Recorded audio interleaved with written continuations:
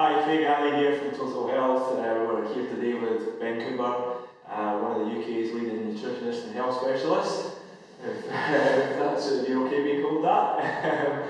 So thanks to Ben for coming here. He's up in Scotland for a couple of events put on by Alba Lifestyle, Elysium Personal Training, and up for the Scottish Fitness Expo as well. Is that right? Very true. You had your full breakfast with haggis this morning? I had a little black pudding. Right. A little bit of black pudding. The haggis they do. Yeah. Excellent. So we're just going to ask Ben a few questions here about basically how we perform at their best, kind of mentally and physically. So first question I want to put to you is, for your everyday person who is not a specialist in fitness or nutrition, it can get a little bit confusing about what to eat, when to eat. So what would you say is a very kind of simple formula for your busy professional to follow, basically to keep their energy high? I think if we're going to look at nutrition, I think we should probably decategorise anyone into anything and just say, look, if anyone's confused about nutrition, if anyone's unsure, there's one thing as coaches and professionals we can all probably agree on, and your nutritional intake should be made up of real food. Like, we're looking at meats, fruits, nuts, vegetables, whole dairy, things that don't have tons of ingredients on it. So straight away, if you're confused and you're picking up something and you're like, ooh, ingredients, like probably put it down straight away. So straight away our diet should be kind of built up of these kind of, real frameworks and building blocks. And then really you're already 80% there. That is 80% of the battle of filling your plate with real food. Fantastic. So you wouldn't worry too much about saying go for the vegetarian diet, eat high protein or anything. It's just stick to the real foods and that's what's going to energise you. Well, I think if an individual can start there, brilliant, trumps up. And then as soon as we've done that, we can then start to say, okay, well, let's try and individualise it to this individual. And if I was to take this diet, which is real food, and try and make it more individual, or put more individual components on it, I would probably say, look, I want an individual eating protein at every key meal. So let's just say breakfast, lunch and dinner. I want a serving of eggs, chicken, fish, that kind of stuff, because that is really going to help with lean body composition. And then after that, I want to be seeing at least 2 servings of fruits or vegetables with each main meal. Right, now straight away we're getting 2 really foundational building blocks, and then after that we can start, the individual can start to say, right, I've got this meal, it's protein, it's fruits and veggies, and now I'm going to add a third component, and that third component is either a serving of fats or a serving of carbohydrates. So it could be a serving of nuts, which is very fat dense, or a serving of potato, which is very carb dense. Now, if an individual eats that more fat-based meal, or eats a more carb-based meal and feels better on one or the other, then that's the way that they should probably gravitate for most of their meals. So they can be more fat-dominant. There's no evil food if it's whole food. Fats aren't evil, carbs aren't evil. It's just finding that right ratio that makes you feel good.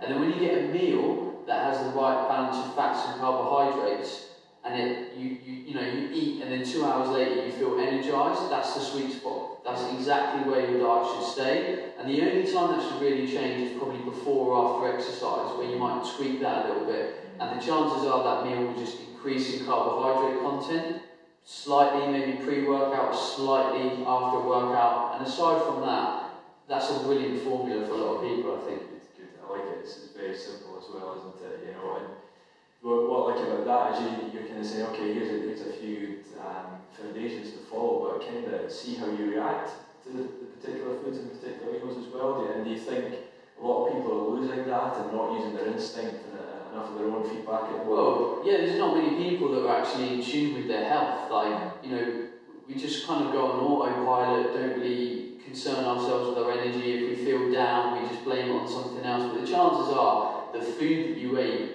is having a direct correlation to any kind of adverse symptoms. And that can be tiredness, skin, rashing issues, like poor concentration, gut bloating, all this kind of stuff as a result of the stuff that you eat. So anyone watching this video, like if you have breakfast and 2 hours later you're tired, you feel bloated, you can't concentrate, you've got itchy skin, you've got to look back at that previous meal. In terms of tiredness, it might be the ratios we talked about between fats and carbohydrates and stuff.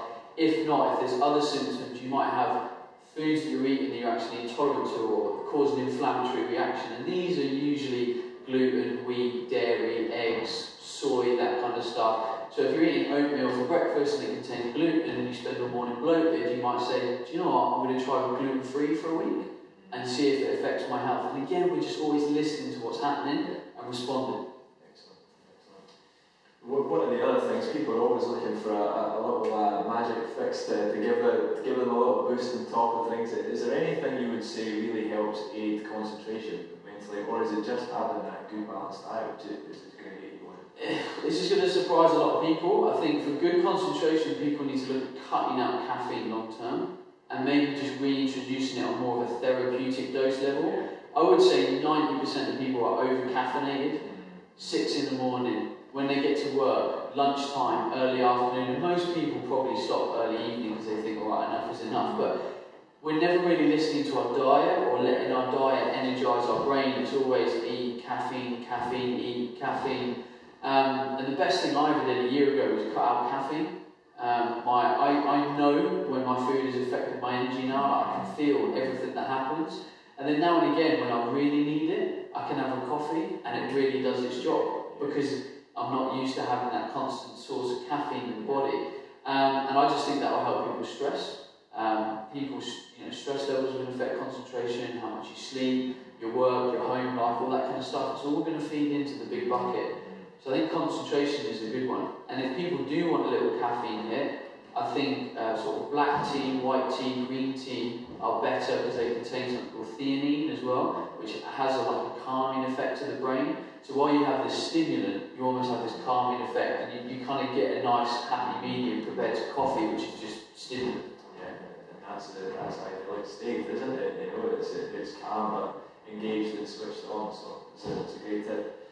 So, to talk a little bit more about kind of sports performance and sports training, what kind of tips would you give to endurance athletes, even if it's just amateur athletes or people that just like to do it for a little bit of fun? How do they fuel themselves before training or before an endurance event?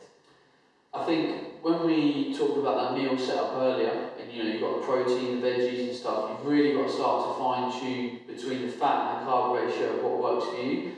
Now, traditional thought process is throw loads of carbohydrate into the tank, you get loads of energy out. It's not really true. We've got tons of carbohydrate stored in our muscles. There's only so much we can preload the system.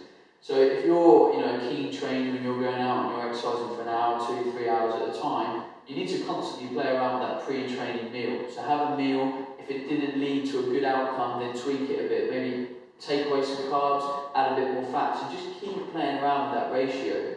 The one thing we can probably all agree on is that after exercise, you're going to need a load more carbohydrate. You're going to use that glycogen, we want to get it back in. So having a big jacket potato, a banana, a fruit salad, that kind of stuff is going to do very well. And we can kind of agree that there's not much individual variation after exercise.